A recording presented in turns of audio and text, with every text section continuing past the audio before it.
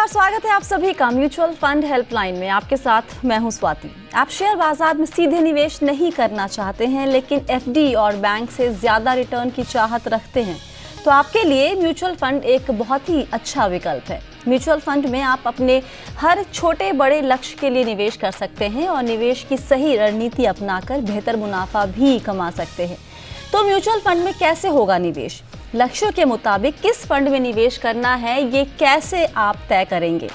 Mutual fund से जुड़े आपके हर सवाल का जवाब हम देंगे अपने शो म्यूचुअल फंड हेल्पलाइन में। इस शो में आज क्या खास होने वाला है, चलिए देख लेते हैं।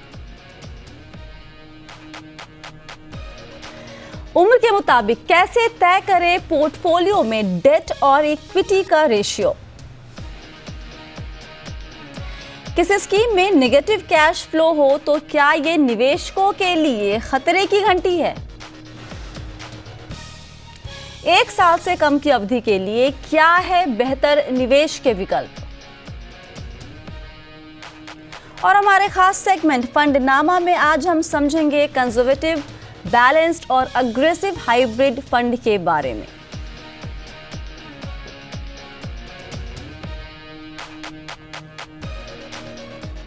और आज सवालों के जवाब देने के लिए हमारे साथ हैं मनी फंड के को-फाउंडर और सीईओ मोहित गांग। मोहित, बहुत बहुत स्वागत है आपका हमारे शो में। कैसे हैं, क्या चल रहा है? थैंक यू स्वाति, बहुत बहुत बढ़िया। आप कैसे हैं? एकदम बढ़िया। पहला सवाल ले ले फिर यहाँ पे। बिल्कुल, चलिए, हमारे साथ एमएच सिद्दीकी जी फोन लाइन पे जुड़ रहे हैं। सिद्दीकी साहब नमस्ते, कहाँ से बात कर रहे हैं? नमस्ते मैडम, मैं इलाहाबाद से बात कर रहा हूँ, यूपी। जी बताएं, आपके पास 8, 9, 10, 11 फंड है और अच्छा खासा निवेश कर रहे हैं आप। जी, 8 फंड हैं इक्विटी के और 3 हैं डेब्ट फंड। और मेरी एज 58 ईयर्स है, 2 साल बाद रिटायर हो जाऊंगा। मैं LIC में सर्विस करता हूँ। अच्छा। तो अभी रिटायरमेंट पर भी अच्छा खासा 50-60 लाख रुपए मिलेगा, तो उसको भी इन्वेस्टमेंट के प्लानिंग में बना रहा हूँ। इसलिए मैं ये SIP तो चल रही है और मैं बहुत पहले से इन्वेस्टमेंट कर रहा था, 5 साल पहले से। अच्छा। तो वो पैसा भी मैंने निकाल लिया बेटी की शादी के समय। लेकिन इस समय ये सारी स्कीम चल रही है जो मैंने लिख के भेजा है। तो मैं अपना आपका प्रोग्राम देखते हुए मुझे लग रहा है कि मुझे कुछ फंड कम करने चाहिए, तो क्या मैं इसमें से हटाऊं, इसलिए मैंने आपको फोन किया। और मेरा रेशियो क्या रहना चाहिए? सिद्दीकी साहब, कितने दिनों से आप ये निवेश कर रहे हैं, कितने साल हो गए आपको? ये तो अभी इसी साल स्टार्ट किया। कितना? ये सारे निवेश जो हैं जो मैंने लिखे हैं जी, ये सब अभी इसी साल स्टार्ट किए हैं। इसी साल शुरू किया है और आपको 2 साल में रिटायर भी होना है। जी जी जी, 2 साल तो में रिटायर मतलब होना है। आपके पास 3 साल का सिर्फ वक्त है निवेश के लिए। और मैं तो आगे तक करता रहूंगा। अभी मैं जो रिटायरमेंट पर पैसा मिलेगा उसको भी इन्वेस्ट करेंगे। अच्छा, तो इसको आप कंटिन्यू करेंगे इक्विटी में। जी और जी, रिटायरमेंट पर ही हमको किस तरह का टारगेट देख रहे हैं, किस तरह की रकम जोड़ना चाहते हैं इस निवेश से? अमाउंट तो अपना कैपिटल एप्रिसिएशन करना चाहता हूँ मैं तो, क्योंकि मेरा अमाउंट पर रिटायरमेंट पर ही हमको करीब 60 लाख 70 लाख रुपया मिलेगा। जी। मैं अच्छा, ऑफिस में हूँ।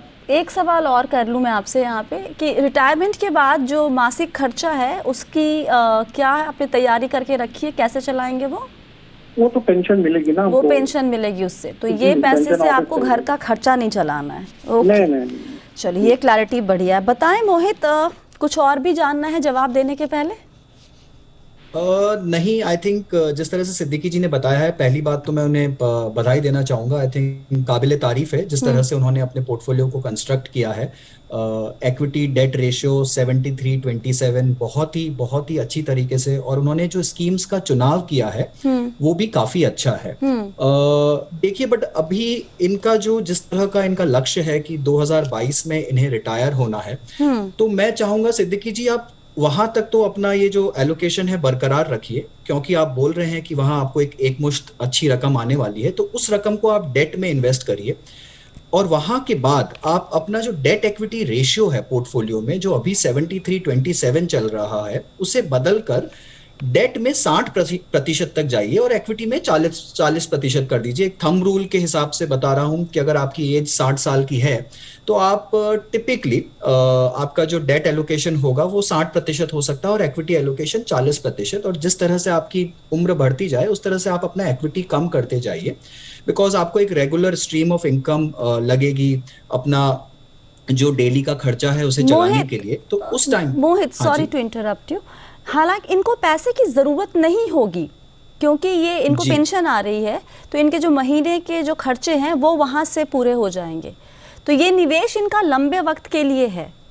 तो अगर जी लंबे वक्त के लिए भी निवेश है तो भी क्या इनको अपना पोर्टफोलियो में डेट इक्विटी को रीबैलेंस करने की ज़रूरत होगी अगले 2 साल में?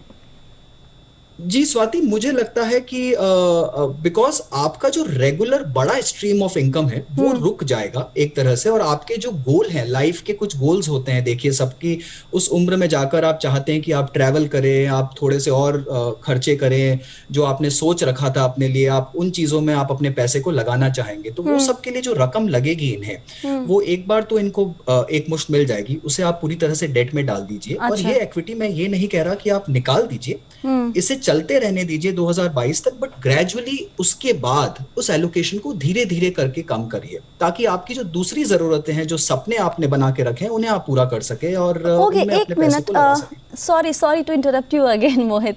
सिद्दीकी जी से मैं एक बार क्वेश्चन करना चाहूंगी। सिद्दीकी जी, जी आपके अगले 10 साल या 15 साल के लक्ष्य क्या हैं? बस बाहर इंटरनेशनल, मतलब बाहर मुझे जाना है, फॉरेन यूज करना है। कब जाना है, कितने साल के बाद? रिटायरमेंट के बाद। नहीं, रिटायरमेंट तो आपकी 2 साल के बाद है, तो आप क्या? रिटायरमेंट के बाद मैं छुट्टी लेकर के जाऊंगा। कनाडा में मेरे इन लॉज रहते हैं। अच्छा, तो कनाडा जाएंगे घूमने के लिए, बतौर से बस। अच्छा, 2 ओके। बच्चों की शादी कर चुका हूँ मैं अच्छा, लास्ट ईयर। तो बस एक इंटरनेशनल ट्रिप आपका एक लक्ष्य है जो आप 2 साल के बाद प्लान कर रहे हैं। और इसके अलावा आपका जो ये इक्विटी निवेश है, आप कम से कम कितने साल के लिए चला सकते हैं? कम से कम 5-6 साल, 10 साल भी चला सकता हूँ मैं। उस पैसे की जरूरत किसी भी और लक्ष्य के लिए पड़ेगी क्या आपको? नहीं, पैसा अगर निकालना होगा तो डेब्ट फंड से निकाल लूंगा। ओके, मोहित। जी मैं सुन रहा हूँ स्वाति। आई थिंक मेरी राय ये रहेगी सिद्दीकी जी कि आप किसी अच्छे प्लानर के साथ बैठकर इसे पूरी तरह से प्लान कर लीजिए। मैं समझ रहा हूँ कि आपकी ज़रूरतें इतनी नहीं हैं, इंटरनेशनल ट्रिप का भी एक ही गोल है जो आपकी डेट की रकम से पूरा हो सकता है, बट मुझे फिर भी लगता है स्वाति कि एक पड़ाव के बाद आपको थोड़े से कॉशन की जरूरत है पोर्टफोलियो में। और मैं ये नहीं कह रहा कि आप पूरी तरह से अपने पोर्टफोलियो को चेंज कर दीजिए। प्लीज अपने पोर्टफोलियो को एक्विटी में चलाइए। आप चाहें तो उसे 50-50% एक्विटी डेट कर सकते हैं, बट यू कांट बी 75%, आप 75%, 80% एक्विटी में नहीं रह सकते हैं, जबकि आपका जो बड़ा सोर्स ऑफ इनकम है वो बंद हो चुका है। तो उसे आपको ध्यान, बिकॉज एक्विटी वॉलेटाइल होता है, कल को अगर मार्केट में 3 या 5 साल तक लगातार करेक्शन आ जाए, मान लीजिए, राइट, ऐसा पॉसिबल है, तो उस टाइम में आपको लगेगा और आप उस पड़ाव पे आपके पास ज्यादा ऑप्शंस नहीं रहेंगे, राइट। तो ऐसे लिए इसीलिए बोला जाता है कि रिटायरमेंट के बाद इट इज ओके कि अगर आप धीरे धीरे उसे थोड़ा सेफ्टी की तरफ अपने पोर्टफोलियो को बढ़ाएं। आप चाहें तो इसको एलोकेशन को धीरे धीरे कर कम करिए। थोड़े थीमेटिक फंड्स जो आपने ले रखे हैं उन्हें कम करिए अपने पोर्टफोलियो में, उसकी जरूरत है। आप थोड़ा सा लार्ज कैप की तरफ पोर्टफोलियो को टिल्ट कर सकते हैं, जो काफी कम एलोकेशन है। लार्ज कैप और मल्टी कैप को बढ़ाइए अपने पोर्टफोलियो में और अगले 3-5 साल तक चलाइए और फिर धीरे धीरे से कम करिए। पूरा कम करने की जरूरत नहीं है, आप इक्विटी बरकरार रख सकते हैं अपने पोर्टफोलियो में, गिवन कि आपकी सिचुएशन काफी कैश फ्लो पॉजिटिव रहेगी। तो मल्टी कैप में कोई सलाह देंगे? आपने कहा है कि लार्ज कैप और मल्टी कैप में बढ़ाइए, तो कोई नाम देना चाहेंगे वहां पर?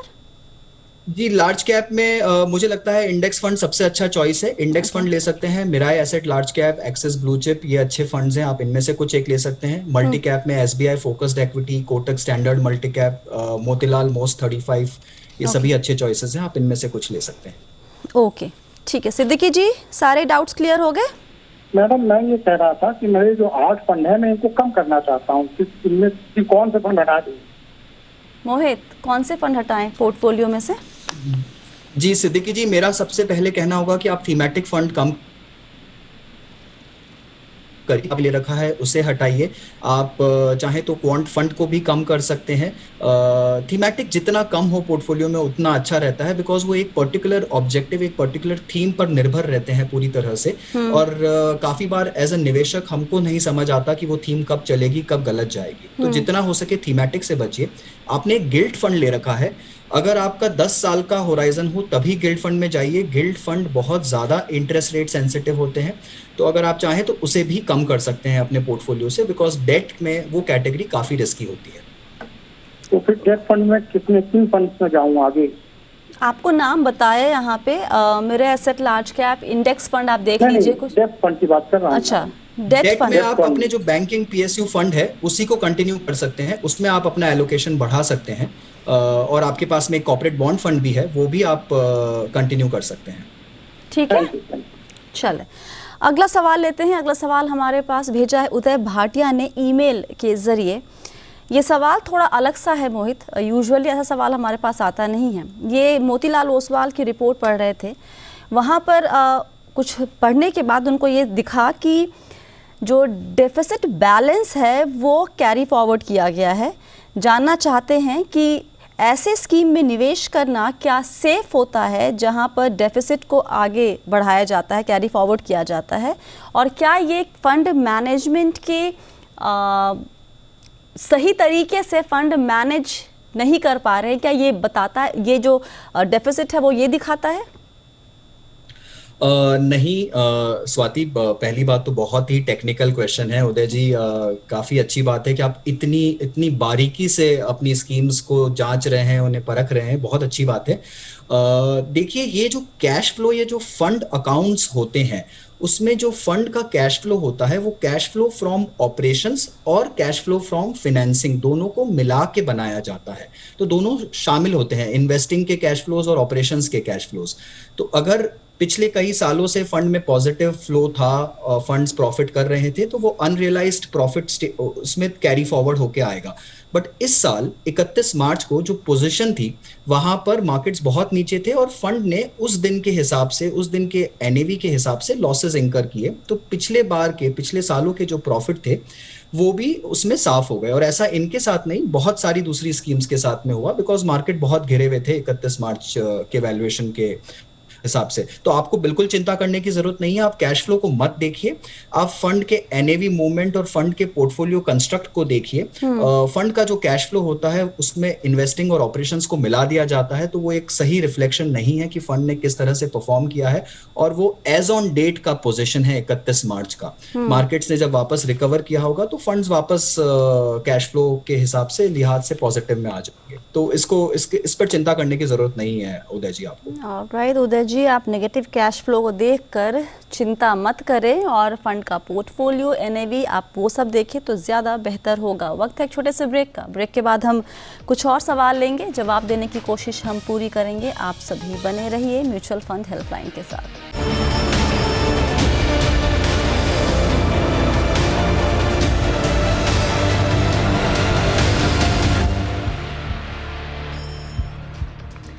म्यूचुअल फंड हेल्पलाइन में एक बार फिर से आप सभी का स्वागत है। आज आपके सवालों के जवाब दे रहे हैं हमारे एक्सपर्ट मोहित गांग।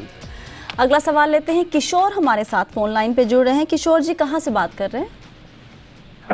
नमस्ते, मैं मुंबई से बात कर रहा हूँ। जी बताएं, क्या जानना चाहते हैं आप? हाँ, जस्ट मैं एक सेंट्रल गवर्नमेंट के पीएसयू कंपनी में काम करता हूँ। अच्छा। और मेरी उम्र 55 साल है। तो मैंने रिटायरमेंट के बाद अच्छा रेगुलर अमाउंट मिलता रहे, इसलिए मैंने कुछ इक्विटी और डेट म्यूचुअल फंड में निवेश किया है।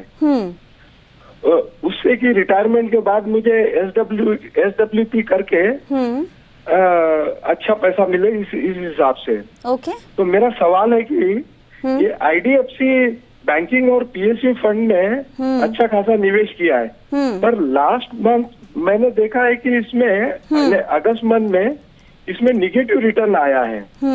तो मेरा यही पूछना था कि ये डेट फंड होने के बावजूद इसमें निगेटिव रिटर्न कैसा क्या है? आपको ये किसने कहा कि डेट फंड में नेगेटिव रिटर्न नहीं मिल सकता है? नहीं, अच्छा, ये मेरा सोचना था। तो कोई नहीं, ठीक है। बताएं, IDFC banking and PSU debt fund जो एक सिक्योर निवेश, मतलब सुरक्षित, बाकी की तुलना में माना जाता है निवेश का विकल्प, इसका रिटर्न नेगेटिव है, इसको लेके परेशान है, क्या करना चाहिए? Kishore ji, IDFC banking and PSU debt fund बहुत ही अच्छा फंड है। आपका जो चुनाव है वो बिल्कुल बिल्कुल सही है। बट डेट फंड्स नेगेटिव दे सकते हैं जी, बिल्कुल दे सकते हैं। प्लीज जो भी दर्शक यहाँ सुन भी रहे हैं, जो भी निवेशक है, मैं एक बार पूरी तरह से बताना चाहूंगा कि कुछ भी सेफ नहीं होता है। सारे ही स्कीम, चाहे वो डेट हो, इक्विटी हो, हाइब्रिड हो या कुछ भी हो, या कि आप कैपिटल प्रोटेक्शन ओरिएंटेड स्कीम्स भी हो, नेगेटिव रिटर्न्स दे सकती हैं।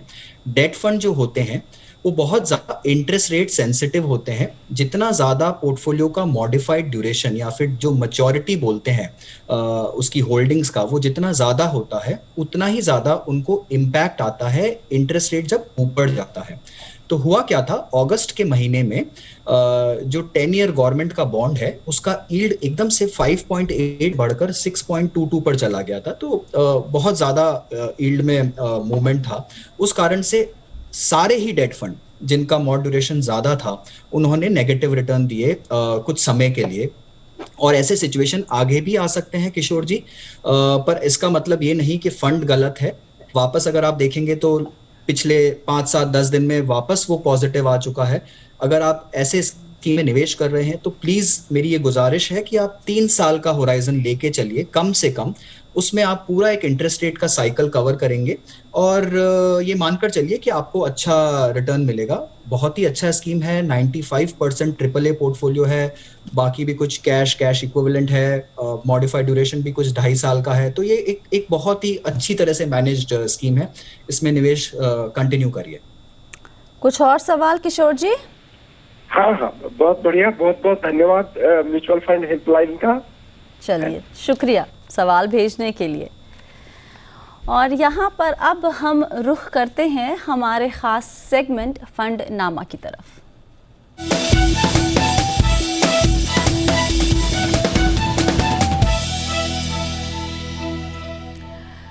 फंडनामा में हम कोशिश करते हैं कि म्यूचुअल फंड की जो अलग अलग कैटेगरी है, इक्विटी, डेट, हाइब्रिड, उसके अंदर जो सब कैटेगरी हैं उनको हम थोड़े आसान शब्दों में आपको समझाएं ताकि आप अपने निवेश से जुड़े फैसले सही तरीके से ले पाएँ।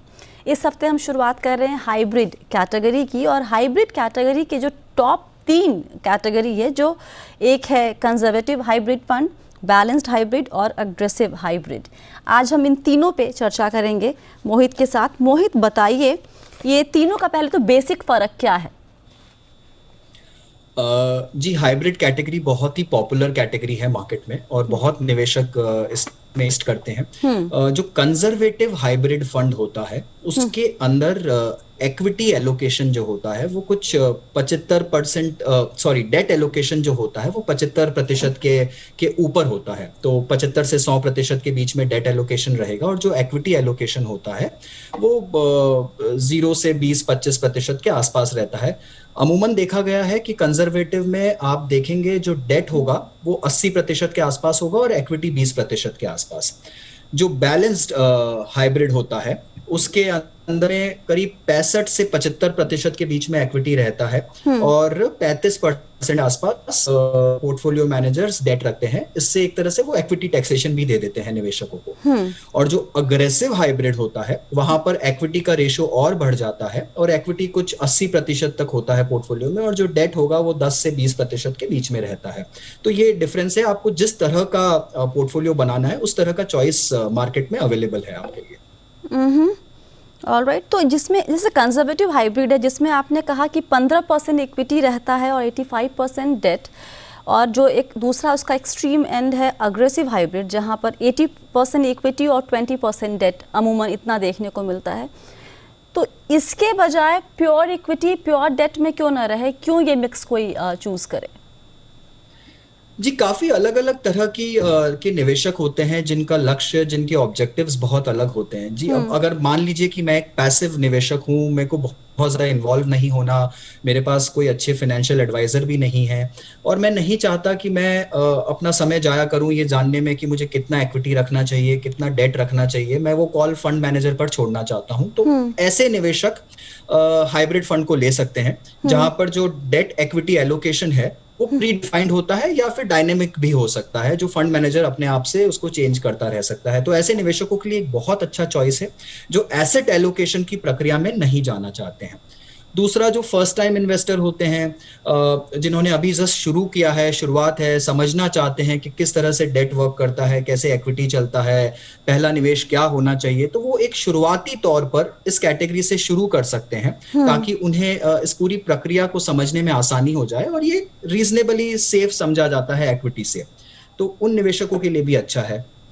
और अगर आपका कोई लक्ष्य है जो कि मीडियम टर्म लक्ष्य है, 3 साल के आसपास का कुछ लक्ष्य है कि मुझे 3 साल में कार खरीदनी है या कोई घर के लिए मैं पैसा इकट्ठा कर रहा हूँ, तो ऐसे मीडियम टर्म लक्ष्य के लिए भी आप चाहें तो हाइब्रिड कैटेगरी चुन सकते हैं, क्योंकि ये एक मिक्स तरीके से चलती है, इसमें डेट इक्विटी एलोकेशन अपने आप बटा हुआ होता है, तो उस हिसाब से ये 3 साल के होराइजन के लिए भी अच्छा कैटेगरी समझा जाता है। तो ये आप बोल रहे हैं तीनों में जो निवेश का नजरिया है, समय अवधि है, वो 3 साल तक का रखना चाहिए? देखिए, अगर आप कंजर्वेटिव हाइब्रिड फंड में हैं तो आप थोड़ा कम, अगर आपका नजरिया है तो भी चलेगा, बट 3 साल से ऊपर अच्छा रहता है, बिकॉज कंजर्वेटिव हाइब्रिड में डेट टैक्सेशन लागू हो जाता है और 3 साल के बाद वहां पर आपको बेनिफिट मिलता है, तो बेटर रहेगा। और बैलेंस्ड और अग्रेसिव में हालांकि इक्विटी टैक्सेशन होता है, बट इक्विटी का कंपोजिशन थोड़ा हाई होने के कारण निवेशकों को सलाह यही रहेगी कि वो 3 साल से ऊपर का होराइजन रखें इनमें। अच्छा, ये बैलेंस्ड हाइब्रिड और एक दूसरी भी कैटेगरी है बैलेंस्ड एडवांटेज, अब दोनों में क्योंकि बैलेंस लिखा रहता है तो लोग थोड़े से कंफ्यूज हो जाते हैं, तो जरा उनका फर्क समझा दें। जी स्वाति, देखिए इस कैटेगरी में थोड़ी खिचड़ी बन चुकी है मार्केट में, बहुत तरह के वेरिएशंस, बहुत इनोवेशन आ गया है जी। जो बैलेंस्ड एडवांटेज कैटेगरी होती है वहां पर एक्चुअली देखा गया है कि बहुत ही डायनेमिक तरीके से डेट और इक्विटी का एलोकेशन चेंज होता रहता है। फंड मैनेजर्स कुछ प्री डिफाइंड रेशियोज के ऊपर, वो हो सकता है कि प्राइस टू अर्निंग्स रेशियो पर या प्राइस टू बुक रेशियो पर या और कोई फिक्स्ड फॉर्मूला के ऊपर, वो जो डेट इक्विटी एलोकेशन है उसको कांस्टेंट नहीं रखकर उसको चेंज करते रहेंगे, उसे बदलते रहेंगे। कभी 60 से 80% तक इक्विटी जाएगा, कभी एकदम कम कर देंगे, तो वो डायनेमिक है। और जो दूसरा कैटेगरी है विच इज बैलेंस्ड हाइब्रिड, वहां पर वो एलोकेशन एक तरीके से फिक्स्ड होता है और कोई फॉर्मूला नहीं है उसे चेंज करने का। वो फंड मैनेजर की चॉइस पर होता है कि वो कितना इक्विटी रखना चाहता है, और वो अमूमन 65% के ऊपर इक्विटी रखते हैं उस कैटेगरी में। तो अगर आपको डायनेमिकली चेंज चाहिए तो आप बैलेंस एडवांटेज में जा सकते हैं, और अगर आपको एक थोड़ा सा फिक्स्ड फॉर्मूला चाहिए तो आप बैलेंस्ड हाइब्रिड में जा सकते हैं। तो जो आपने कहा कि जो शुरुआत नए निवेशक है वो शायद हाइब्रिड फंड से शुरुआत कर सकते हैं। अमूमन सलाह ये आती है कि पहले निवेशक है तो आप इंडेक्स फंड से शुरुआत कीजिए, तो ये दोनों बातों में थोड़ा सा मिसमैच है। तो एक नया निवेशक आइडियली कहाँ से शुरुआत करे, हाइब्रिड से या फिर एक लार्ज कैप इंडेक्स फंड से? देखिए, सारे निवेशक अपने अपने मायने में यूनिक होते हैं, तो अगर आप बहुत ही यंग एज पर शुरू कर रहे हैं तो मैं कहूंगा कि आप लार्ज कैप इंडेक्स फंड से शुरुआत कर सकते हैं। कोई गलती नहीं है इक्विटी से शुरुआत करने में। आप एक लेटर एज पर शुरू कर रहे हैं, अगर आप 40+ 50+ एज पर आप आकर निवेश करना शुरू कर रहे हैं, तो एक बार आप चाहें तो जिसे बोलते हैं पानी की गहराई टेस्ट करने के लिए आप बैलेंस्ड फंड से भी शुरू कर सकते हैं। तो इसमें कोई फिक्स्ड फॉर्मूला नहीं है। आपका जिस तरह से रिस्क टॉलरेंस है, आप कितना रिस्क लेने की आपकी क्षमता है, उस हिसाब से आप शुरुआत करिए। अगर आपको कम रिस्क से म्यूचुअल फंड कैटेगरी को आंकना है तो बैलेंस से शुरू करिए। अगर आप एकदम रिस्क टेकिंग एबिलिटी जो है आपकी हाई है, आप शुरुआत अच्छे रिस्क से कर सकते हैं, तो फिर आप लार्ज कैप या इंडेक्स फंड से भी शुरू कर सकते हैं। और रिटायर्ड इंडिविजुअल्स के लिए क्या ये उनके पोर्टफोलियो में इसकी जगह बनती है? जी बिल्कुल, बिल्कुल, शुक्रिया याद दिलाने के लिए। रिटायर्ड लोगों के लिहाज से भी ये बहुत अच्छी कैटेगरी है। अगेन बिकॉज आपको डेट इक्विटी दोनों साथ में चलाने होते हैं एक पोर्टफोलियो में, और उसका जो सही संतुलन है वो बनाना काफी बार मुश्किल हो जाता है निवेशकों के लिए। तो जो बैलेंस एडवांटेज कैटेगरी है या जो बैलेंस्ड हाइब्रिड कैटेगरी है, जहां पर एक अच्छा बैलेंस तरीके से डेट और इक्विटी का संतुलन बना रहता है, वो कैटेगरी रिटायर्ड इंडिविजुअल्स के लिए भी बहुत अच्छी है। आपको जिस तरह का अपना इक्विटी रखना है उस तरीके से आप चुनाव कर सकते हैं हाइब्रिड कैटेगरी में। आपको अग्रेसिव से शुरू कर आप धीरे उसको बैलेंस्ड पे लाइए और फिर उसे कंजर्वेटिव तरह ले जाइए अपने रिटायर्ड दौर में। तो ये काफी अच्छा एक प्रोसेस हो सकता है अपने अपने फंड्स को मैनेज करने का। राइट, तो आज हमने बात की कंजर्वेटिव, बैलेंस्ड और एग्रेसिव हाइब्रिड फंड के बारे में। तीनों में अलग अलग रेशियो में इक्विटी और डेट में निवेश होता है। कंजर्वेटिव का जो टैक्सेशन है वो डेट का होता है, बैलेंस्ड और एग्रेसिव का इक्विटी का होता है। ये बेसिक बातें एटलीस्ट आप ध्यान में रखें और सोच समझ के अपने पोर्टफोलियो में इन फंड्स को ऐड करें। बहुत बहुत शुक्रिया मोहित, आज सभी सवालों के जवाब देने के लिए और हाइब्रिड की 3 फंड्स को इतने आसान भाषा में हमें समझाने के लिए। और सवाल जवाब का सिलसिला यहाँ पे ख़त्म होता है, मतलब शो यहाँ पे ख़त्म होता है। आप चाहते हैं अगर कि आपके सवाल हम लें और हमारे एक्सपर्ट आपके सवाल के जवाब दें, तो आपको अपना सवाल हमें भेजना होगा। कहाँ भेज सकते हैं? सारी डिटेल्स आपकी स्क्रीन पर है। देखिए, याद रखिए कि जब भी आप सवाल भेजते हैं तो अपना कॉन्टैक्ट नंबर ज़रूर लिखिए। कई दफ़ा हमें आपसे बात करने की ज़रूरत होती है ताकि सवाल को सही तरीके से हम समझ सकें और फिर उसके जवाब दें, इसलिए कॉन्टैक्ट नंबर बहुत ज़रूरी है। और सवाल आप अंग्रेज़ी और हिंदी किसी भी भाषा में लिख सकते हैं, तो सवाल भेजिए, जवाब हम ज़रूर देंगे। तो फिलहाल के लिए शो में इतना ही। आप सभी बने रहिए जी बिज़नेस के साथ। नमस्कार।